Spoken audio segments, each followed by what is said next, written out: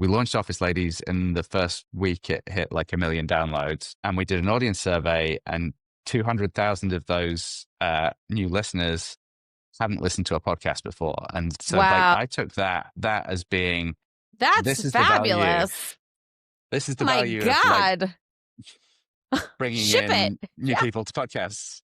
And so I'll go to podcast festival and people are like, oh, celebrities in podcasting. And it's like, well, there's 200,000 new podcast listeners who now might listen to a second podcast.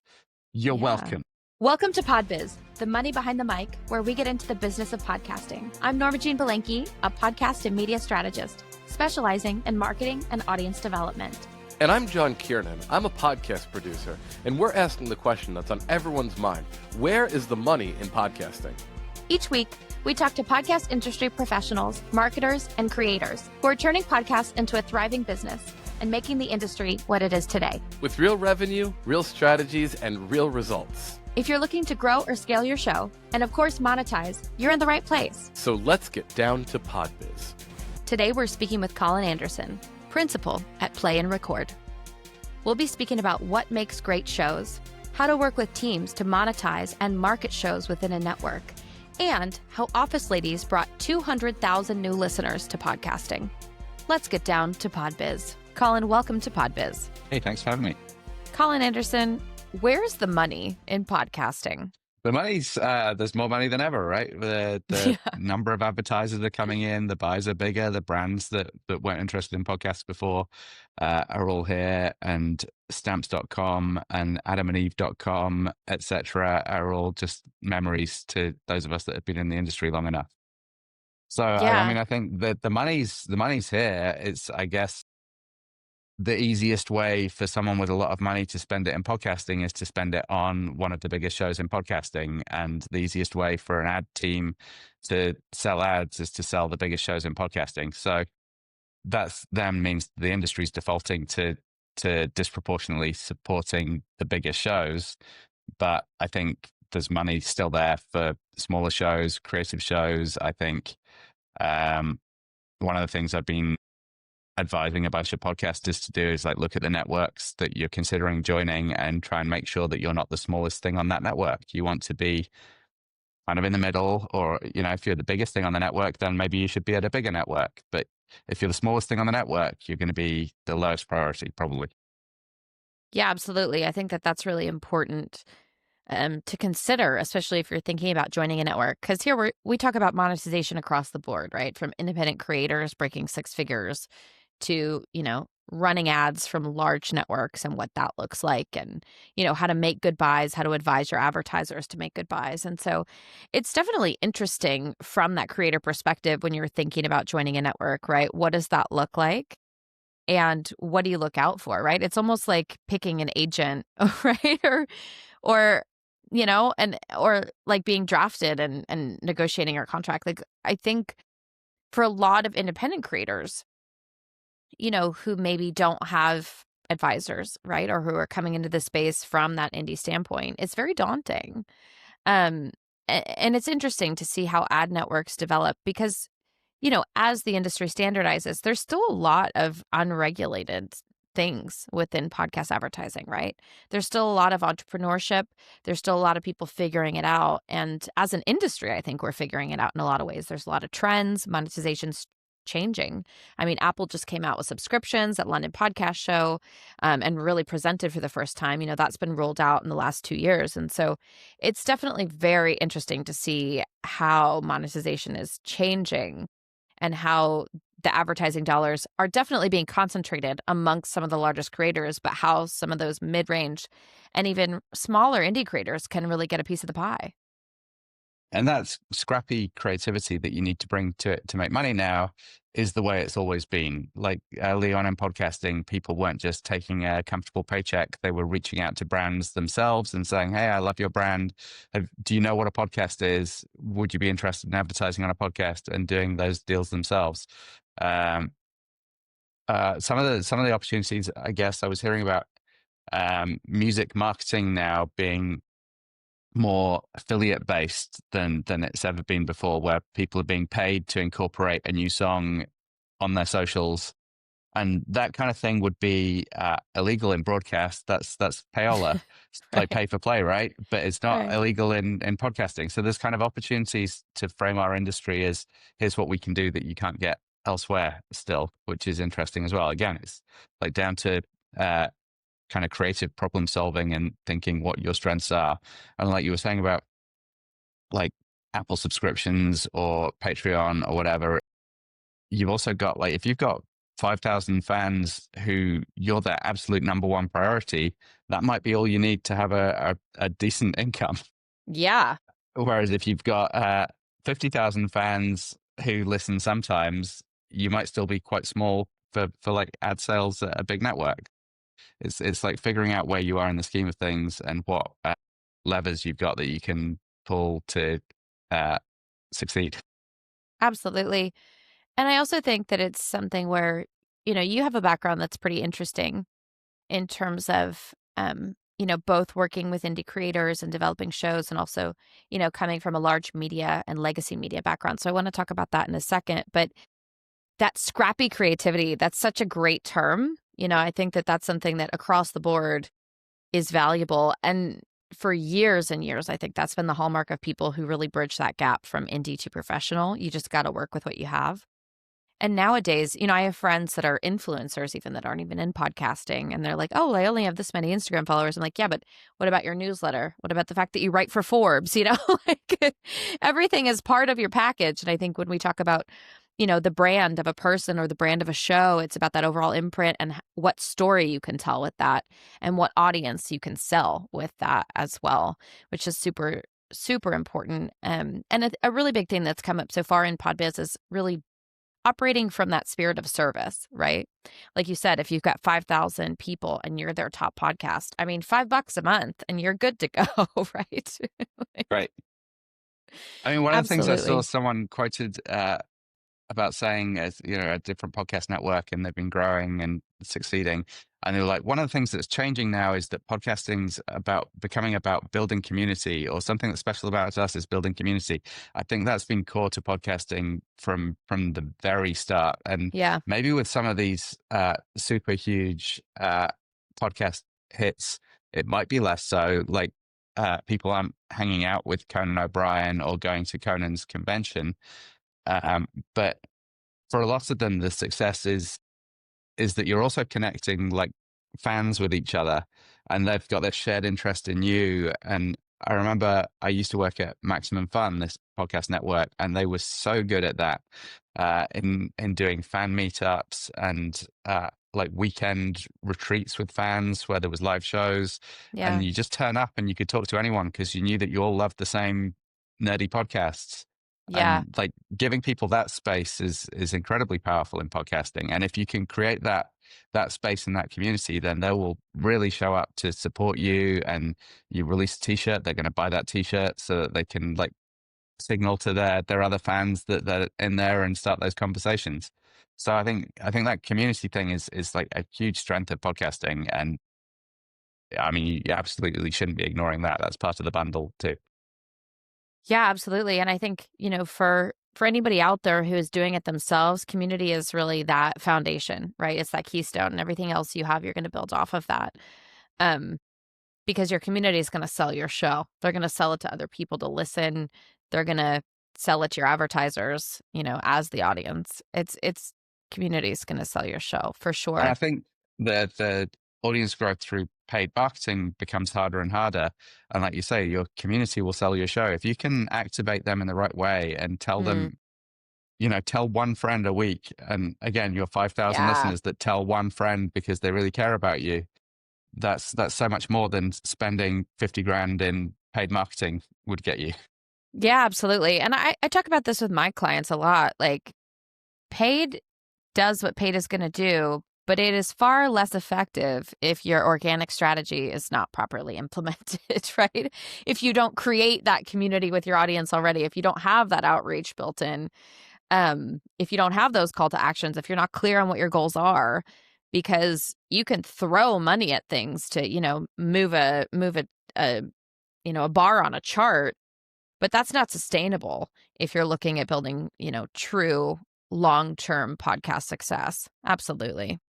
Yeah. And yeah, the stickiness of paid marketing, it's all about finding people that are in the market for podcasting and have similar taste. And you don't want just people to go, okay, you paid be marketing to me. I've got the message. I've listened to an episode, not Yeah. interested. Whereas like Got friends it. recommending Yeah. to friends, they're so much more likely to be actually interested because their friend loves it. So like they Yeah. probably will too. I do have to say, it's very interesting hearing you say that, which, is true. And I feel like, we talk about this all the time within podcasting, but the podcast that my friends send me, it's also that like they are so excited. They found something they love. They're obsessed with it. And then they want me to listen to it so that we can talk about it together and have a further shared experience, right? It's like, no, wait, but did you listen to it? Because we have to debrief and talk about this. Of course, the downside of that is that you don't get to say, I read something the other day because you heard it on a podcast, because they also heard it on a podcast. So we don't get to pretend that we're smarter than we are. Well, I think also, podcasting reaches and activates a lot of the same centers of the brain that reading does. Mm-hmm. And so I think there's different types of learners, and sometimes auditory learning can be just as effective and highbrow as reading. But it's very interesting. Yeah, because I think also when somebody really loves something, from a creative standpoint, they're keen to share it. And it's not just, I've been influenced, I bought the leggings, I listened to the show, whatever it was.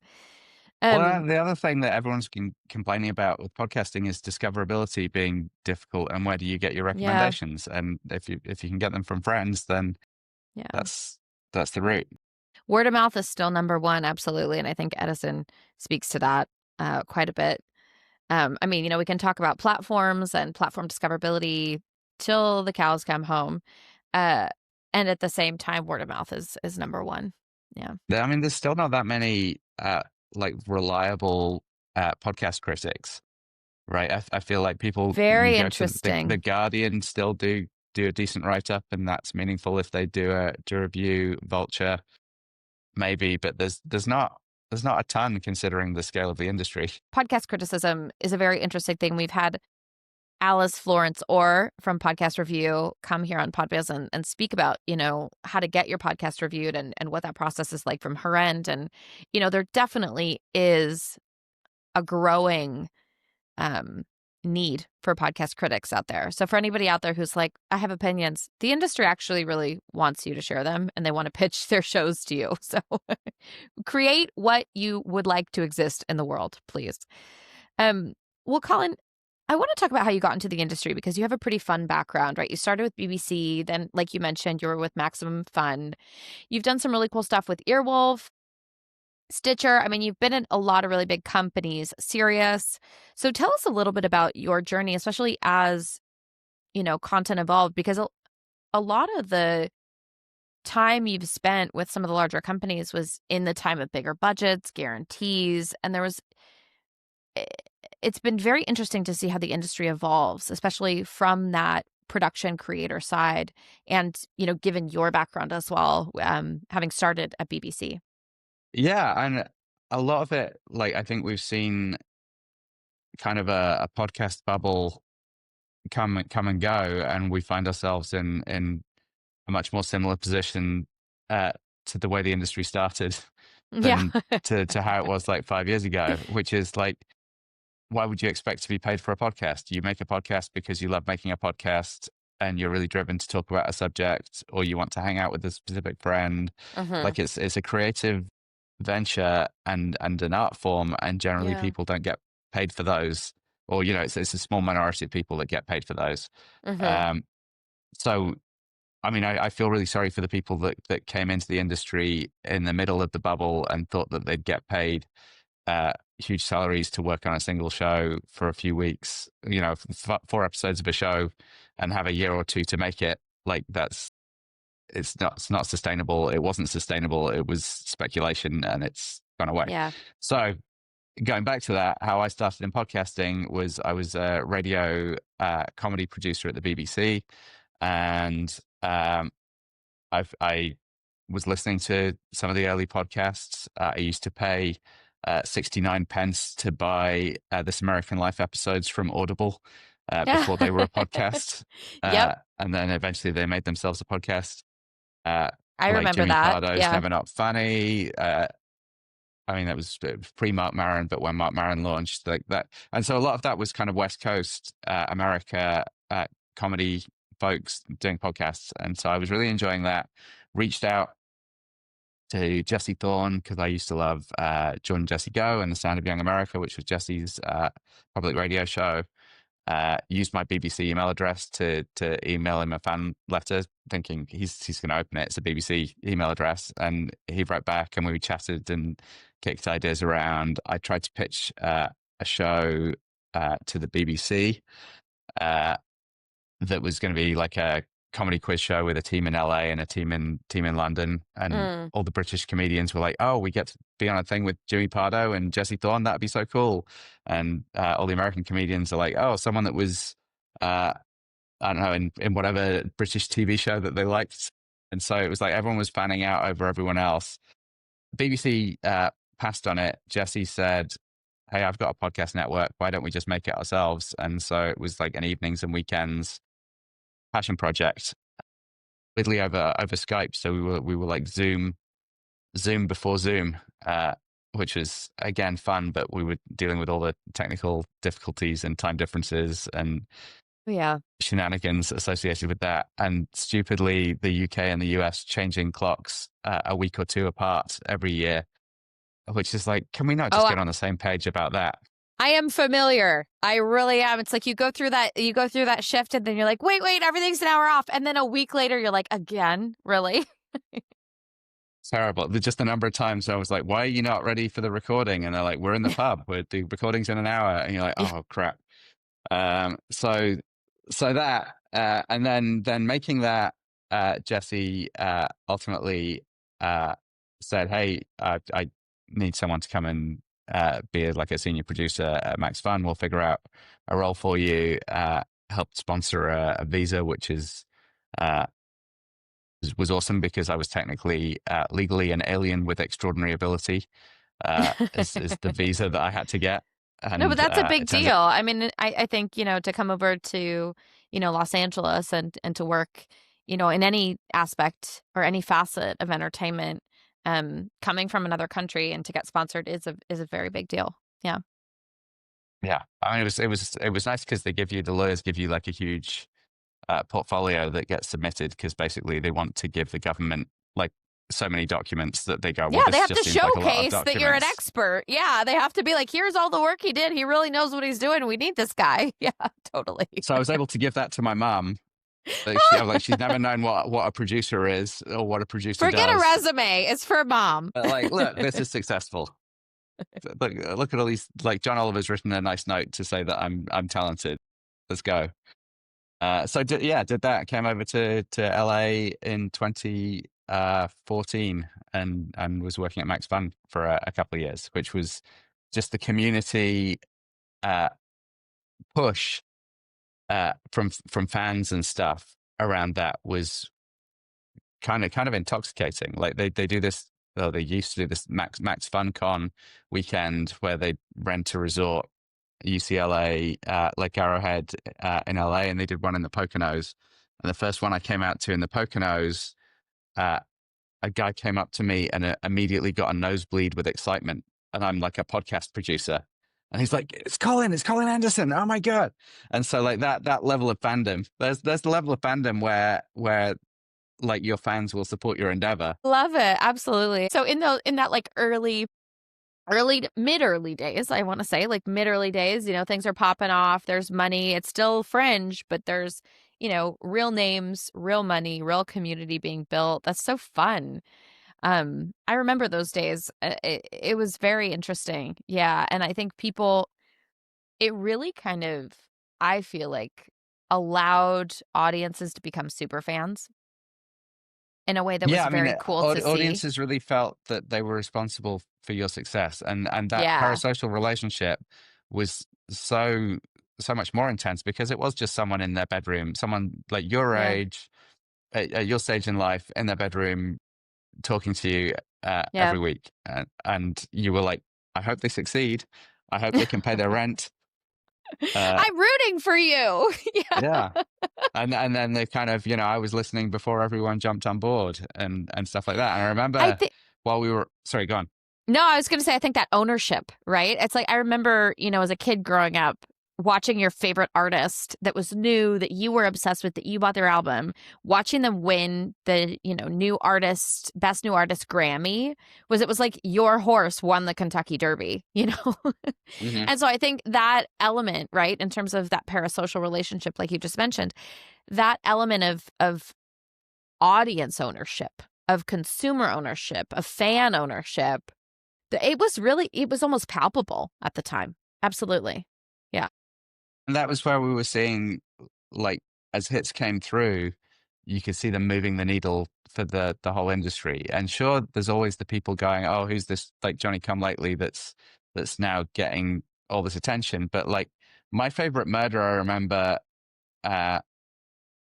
launching. I remember seeing their like download numbers for the first year and how quickly they went from like 0 to 1 million listeners. Yeah. And just going, oh yeah, podcasting up until now hasn't made anything for women. It's just been like it really nerdy white didn't. guys. It was very bro-y for a while. Not gonna lie. I mean, Right. it still is, but there you didn't see a lot of anyone else either at the beginning. It was bro-y. Yeah, for sure. So when you see someone offer something that's just not been offered before, and there's a huge demand for it, you're like, oh, like this could be so much bigger than UCB performers chatting amongst themselves. Like, who else can we like invite in to our industry? And like I think that's still true. Like, there's still genres that are popular on TV that just aren't served at all in like podcasting, and it's exciting that we might open those up. And I guess to skip ahead, when I moved from Max Fun to Earwolf, which my resume looks like I've been through a bunch of different companies, but it was like Earwolf was part of Midroll. Midroll became Stitcher. Stitcher got acquired by SiriusXM. So I was at like the same company for 8 years with different job titles and different company titles. But through that, also, I also think, and I want to let you finish, but I also think that as companies get acquired, the culture changes, and I'd like for you to speak to that a little bit as well, because it really speaks also to the fact that podcasting went from like indie startup, right, of like a table, some mics, some funny people, to here's some legacy media money, right? Mm-hmm. Yeah. Well, and the legacy media money was what attracted me to Earwolf. When I got headhunted, they were owned at the time by EW Scripps, who do the spelling bee. They weren't a company I was familiar with. So they were that's on like ESPN 8 every year. I love that spelling bee. It's so good. It's so good. I love it. All these 12-year-olds, I'm like, I don't know how to spell that word. It's so good. So they were the spelling bee people and like local news people, and they were like, oh, we should probably invest in podcasting because we see something's coming. But they didn't really understand it. They mostly seemed to like leave us to it. But it meant that you turned up and you got good health insurance and a new laptop, and there was money for studio build outs. And when you wanted to pitch, it's still Scripps. Yeah, it was. So when you wanted to pitch like Office Ladies as a new podcast, they could help fund taking a bit of a swing on something. And so that was really appealing. And to some of the people that were there when I joined, I was part of, the corporate decline. I was like, it was a company that had started in like Scott Aukerman's garage and was staffed by the people that Scott could get to like work for little to no money early on. And I was brought in to sort of professionalize the process, make sure that people were like editing to a higher standard, making sure that shows were being edited like period and not just recorded and put out. Right. Guys, we brought in a BBC person. We know what we're doing now. Yeah. So there was a bunch of that, and I would say for the better. But and if you're talking about the culture changing, probably the culture changes at that point. And then I've certainly seen the culture change through going through the acquisition to SiriusXM, because that was the one that I kind of lived through rather than joined just after and was like, thanks for the money. Yeah. But I don't think that like the cultures should change, and people shouldn't stay in a job forever. Yeah. And you should move to the plate, like the same way that podcasters should go, where's the right fit for me as a network? Maybe that's not the right network fit for them 5 years from now. Like if they grow, then maybe they want to move to a bigger network and they want better support. Or if they're not getting enough sales, maybe they want to move to a smaller network and have someone for whom your show is the biggest opportunity and that they're really going to go with it. And I think it's the same with like jobs. You can't just be like, oh, why did it change? Like everything changes. Go and work somewhere else. Do your own thing. Absolutely. And I think, just in general, in terms of the work culture in the world in the past, 30 years, people used to really be loyal to a company, right? Or have a goal of a specific role. But I think now it's about being loyal to your goals and not necessarily like a specific role, but necessarily, I always think values, right? I always love to work with great people. I think that's really important. And I love to work with organizations where I can always make an impact. So I think it's really important to be value driven. I think that switch has been really interesting. And, my next question really is about what is a key move or metric or even a mindset that's made the biggest impact on your career? But I'd also love to hear you talk about, what's been the biggest factor in terms of the success of the podcast that you've worked with, because I mean, funny is funny, Funny is funny. I mean, funny's different to different people though as well. And so I guess one of the funny, things like you never know. Yeah. To Earwolf, this was a network that Scott Aukerman had built up. It was all kind of UCB folks who were Scott's peers. There was inevitably, it was probably more male and white than it might be, although Scott was clearly had tried to mix things up a little bit. But I felt like we were at a point where if you launched a new Earwolf show from that existing cohort, you were effectively cannibalizing your own audience. Once there's more than like 7 days a week of Earwolf podcasts that were UCB Earwolf guys who are all on Comedy Bang Bang, then you're having to unsubscribe to one to add another. Yeah. Right? Unless you find, like we were saying with like My Favorite Murder, unless you find new audiences and you bring new people in which case you go, well, if you might still like the Comedy Bang Bang and the UCB sense of humor, but here's a different take on it. Here's Spanish Key doing a Spanglish version of it. Or we built out kind of more of a raft of like queer shows at Earwolf with Jonathan Van Ness and Homophilia and what was then Throwing Shade, Now Attitudes.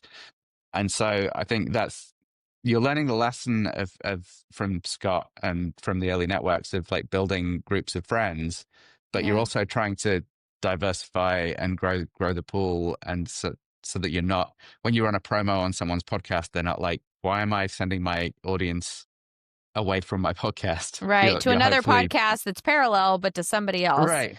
Yeah, absolutely. Yeah, and for everybody listening, within the podcasting industry, if you don't know, UCB is Upright Citizens Brigade. They're a comedy improv troupe in LA. And they're like a feeder into SNL, I think. Still, yeah. Yeah.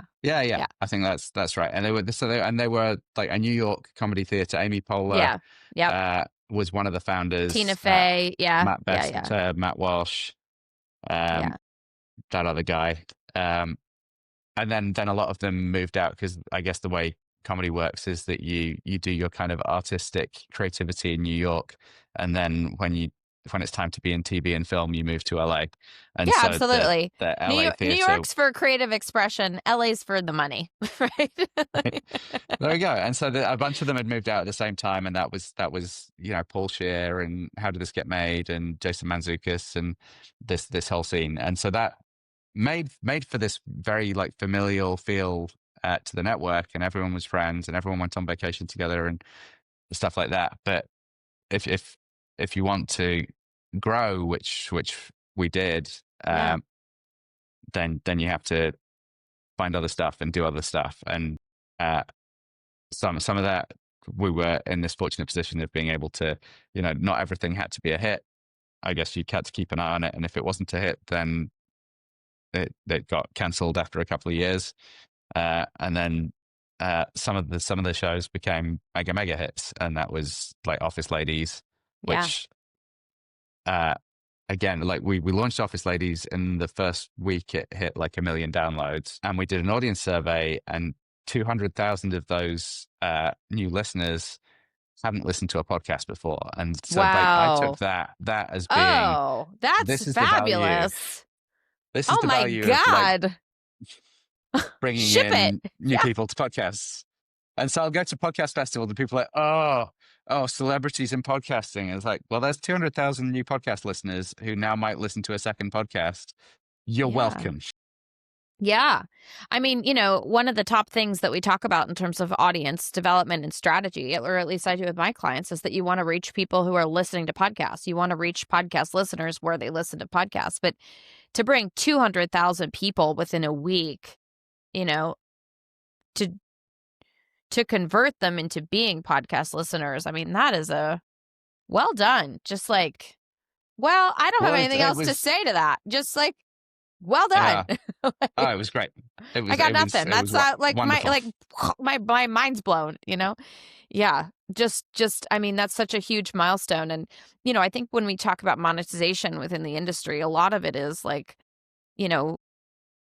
engaging with the audience you have. And of course, like Office Ladies came from The Office, right? So you're converting a legacy media audience into a podcasting audience. But like, come on, those are now podcast listeners. Like, that's huge. That's a very big deal. And so, I think when we talk about that monetization aspect, it's like, if you have an audience, they will follow you, right? And people who love The Office, right? Like, it's kind of almost like, this is my personality, so.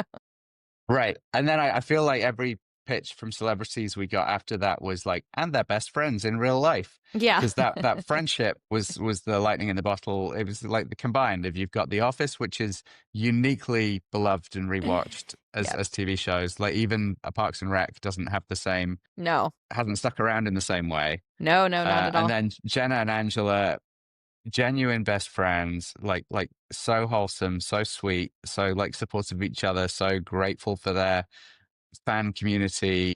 Like, they're real naturals at podcasting. So yeah, I think just brought a bunch in together. And then like later on, a couple of years later, Conan O'Brien Needs a Friend was we developed and launched Conan's podcast as he was aware that the TV show was likely to wrap up.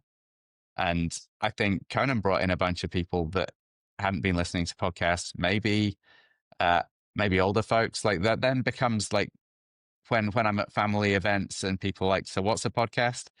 Some of them have heard Conan. Right. And like that's meaningful, right? You're breaking through, and you're having interviews with famous people. When we were first booking Conan, so many people that just would have never done a podcast before, because like, I'm a film star, why would I do a podcast? Yeah. And totally. suddenly you've got a podcast that's on the scale where, if they're launching a movie, it's meaningful to have been on Conan. Yeah. Like, he's more important than a late night interview at this point, in terms of bringing people into your TV show or movie. Absolutely. Yeah. And I think that really speaks to the way that podcasting is consumed, and also, the fact that people who are fans are going to be fans, right? They're going to be fans of your social. They're going to be fans of your podcast. They're going to be fans of your show if you have a network show. And, I think that also goes back to, it's interesting because there is that kind of mirror image in a way with independent creators, where you may not have a network show, but hey, you can be on Instagram, same as Conan, right? It's very About interesting. the same time we did Conan, the other show that I'm like so proud to have launched was Lacey Mosley's Scam Goddess, which is like, Lacey was someone that was guesting on our shows and was obviously like a standout talent. And she was going under the handle Scam Goddess when she was like guesting on the Daily Zeitgeist and doing other things. She had like socials for Scam Goddess, and our producer Cody Ziegler was like, here's what I'd really like to make. I think this would be a great show. the kind of log line, because it's about scams, frauds, whatever, is like it's true crime without any women getting killed, which is like, oh, that's seems valuable, right? It's all How the gossipy, fun refreshing. chattiness Right. Right. without the ethical dubiousness of like capitalizing on women getting murdered. So we launched that, but that was anything at Earwolf, because it was like a proper business. You're making a P&L document, profit and loss, figuring out how big you think the audience can be, how much you're going to like pay the hosts, because we'd give minimum guarantees to hosts for any new show.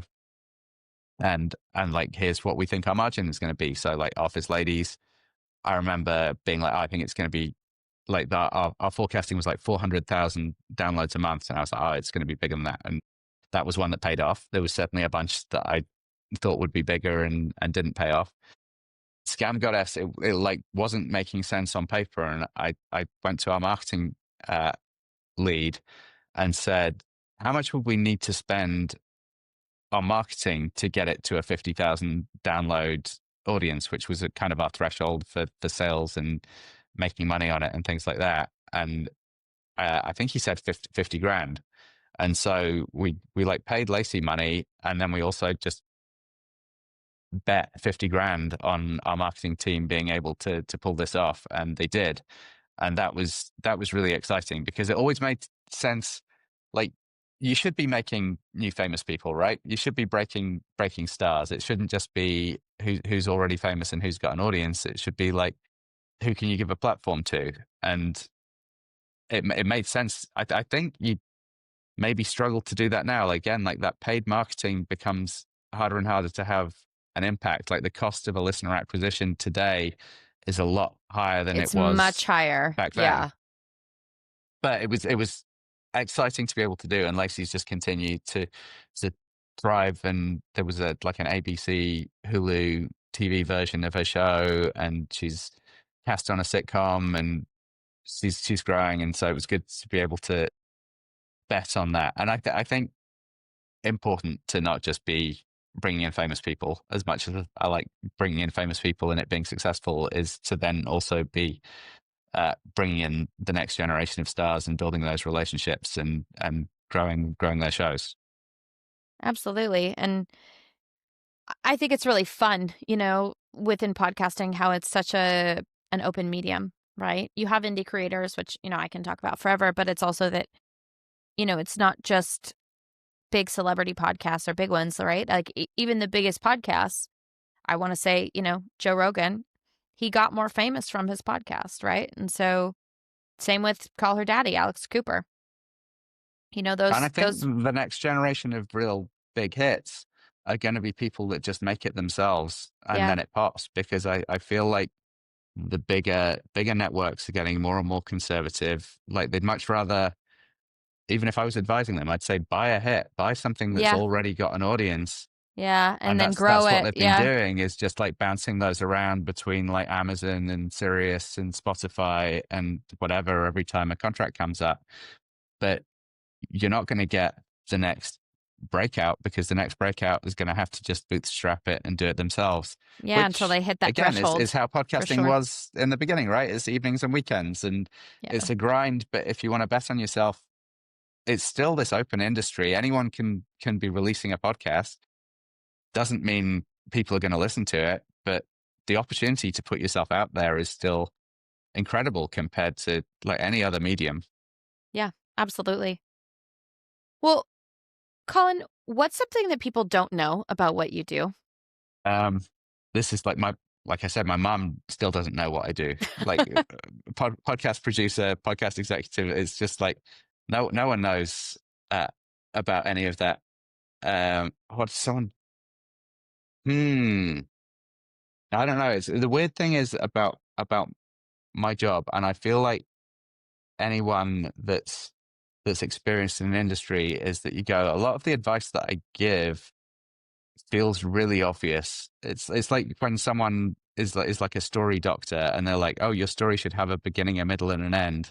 And you're like, oh, you want me to pay you $500 to tell me that a story should have a beginning, middle, and end? But like, people spend thousands on storytelling courses that are just like have a beginning, middle, and an end. And so I think a lot of the podcast advice is like that. One, like I literally go have a beginning, middle, and end. Like I often encourage people to have a kind of 3-act structure in their podcasts and welcome people in, and then have a main segment and then something at the end. And that works well for having like 2 ad breaks in the middle. So like that's a really obvious one. One of the notes that as a radio producer used to give all the time, and again was as dumb as have a beginning, middle, and end, was like do it again but a bit slower. like like Yeah. don't just bang it all out. Give people a chance to listen. I think you keep going back to the fundamentals of like tell people what your podcast is every episode. Yes, you've got thousands of people that listen every week, but if you want new listeners, make them feel welcome. Don't make them feel like they're not part of this club or that they should already know. Like, what are you going to offer them in the episode? What's the show about? What is your name? What is your co-host's name? Right. Like Yeah. all of Does all your of that show stuff. have an intro? Do you say the name of your show when it starts? Yeah, I've had those conversations before. Yeah.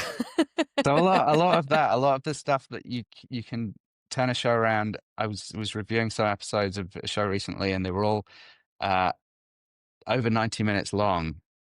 You just go like it sort of goes back to the average commute being 30 minutes, but podcasts that go over 30 minutes, you see the playthrough rate just goes off a Yeah. cliff. Like 45 minutes ish, under an hour, great. But like once you're at 90 minutes, like why are you doing that to your listeners? And PS, in this day and age, if you're making that much content, cut it up and release it on separate days of the week and have the success that The Daily had or that Midas Touch have by releasing lots of episodes and that punking you up the charts at the very least. Yeah. No, it's very interesting. You know, I think in terms of people wanting to say what they want to say and losing the way to say it.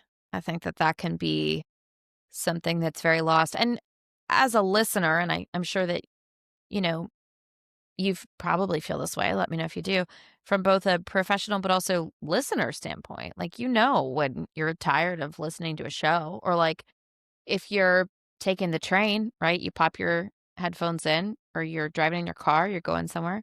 And then when you get there, you're turning it off, right? And so average commute's 30 minutes. Who's your show for, and what are they doing, and how are they listening? I think that's a really important distinction. And of course, you know, I do listen to some shows that are 90 minutes, but they're way more rare. And I love a And shorty. there's exceptions to everything. And Yeah. there's these like, you know, Blank Chat, the comedy podcast is you know, hours long. With comedy, 90 it's like, minutes no. plus. Yeah. But people are fans and they want to hang out. And I guess, like you say, how they're listening. So Yeah. I remember when we were doing early listening sessions, podcast listeners were disproportionately working in labs or libraries.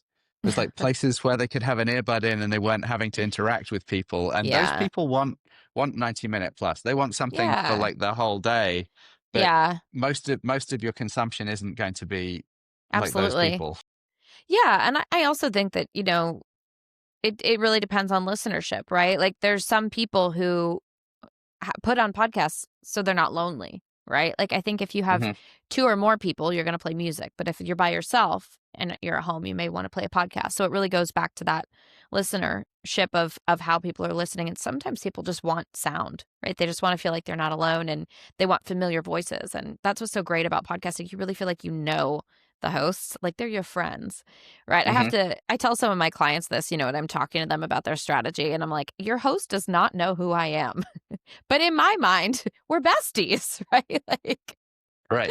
Absolutely. Yeah, that meme of the kid eating cereal next to like the billboard and like this is what it's like listening to a podcast is like, I pull that out all the time, is that you want your listener to be that like fourth friend at the table with you.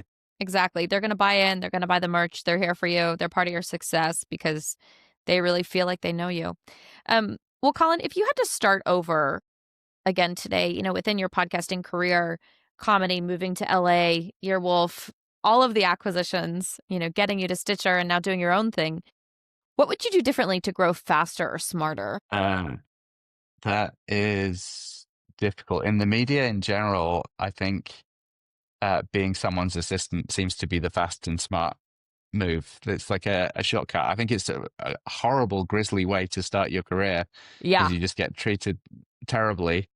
But it also means that you're like at the table and learning the important business stuff from the start, and then probably jump to a higher level quicker.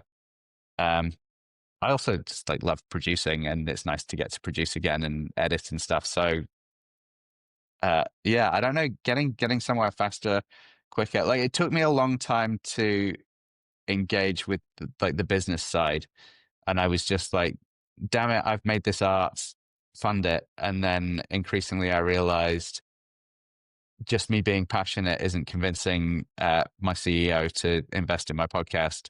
I need to like make the business case. And so that is something that happened as I kind of got more into that corporate world, is I got better at building those P&Ls and making the case for growth, and also like supporting shows and making sure that they did grow, and that you're not just like launching a thing and being like, woohoo, we launched a thing. And Right. then It's out there. Watch what happens. Right. that's it. So I think understanding the importance of like ad sales and marketing and working with both of those teams to really get the best out of everything, instead of just being a sort of precious creative flower, was an important breakthrough for me. Yeah, I mean, I think that that's true for anybody who works on the creative side. That's really, valuable what you just said, because I think so many people have this ownership, right? Like you said, that's delicate, right? It's this beautiful thing, and it can't be diluted, with consumerism. And at the same time, like, you got to keep the lights on, and I think that there's And I really like getting creators paid. Like that feels yeah, great to like pay creative people more yeah, than they'd get somewhere else. And the easy way absolutely. to do that is like working with the marketing team on a launch and having them come back with awkward questions like, so what really is this podcast? And you're like, oh crap, okay, I need to actually articulate this, Let or me like get clear. Yeah. share with them what it's actually about. And then similarly getting feedback from the sales team about like, what makes this show hard to sell? Like, what are the obstacles? How can I Yeah. improve those? And that can be having like a swear word in the title of your shows just immediately makes it harder for sales to shift it. Yeah. And there's like little things like that. And then approving ads quickly and things like that, that being communicative and not just being like, oh, here's another list of things from the sales team. Be like, this is how we get our host paid, is by replying within a day and saying yes, and in like improv terms, yes, and the host uses this product at home actually, and whatever, like give them extra stuff that makes your shows more sellable than the other stuff that's on their slate. Absolutely. And I think that, you know, collaborative approach is so important. I mean, you've had the opportunity to work across departments, with creators to build things that make money and pay creators and make an impact. So it's definitely very cool to hear that perspective. Well, Colin Anderson, it has been such a pleasure. We always ask everybody one last question here on PodBiz. What are you excited about coming up within the podcasting industry? I guess like I'm curious about this burst of ultra local podcasts, because podcasting was always about like finding and serving a niche, and local journalism, local news has just been like wiped out. So there's an opportunity to be a local voice for a town, a city, whatever. I think that's interesting and exciting, and I think podcasting is a way of those journalists getting paid, which is important, right? I think podcasting could support that journalism in a way Yeah. that print and online has failed to do. And to flip the question over, I'm still a little bit skeptical about video and podcasting. I think that could be another bubble, because everyone's betting big on it. They're betting on technology allowing for dynamic ad insertion of like host reads and the stuff that we had in audio podcasting. But right now, I don't think video generates as much money as audio podcasting. I don't think it generates converted listeners from video platforms, because I think people that consume on a video platform just keep consuming there. And at the moment, that's less valuable to a podcast in terms of ad sales than just someone listening to your show. So I think that the industry might have a reckoning in that one.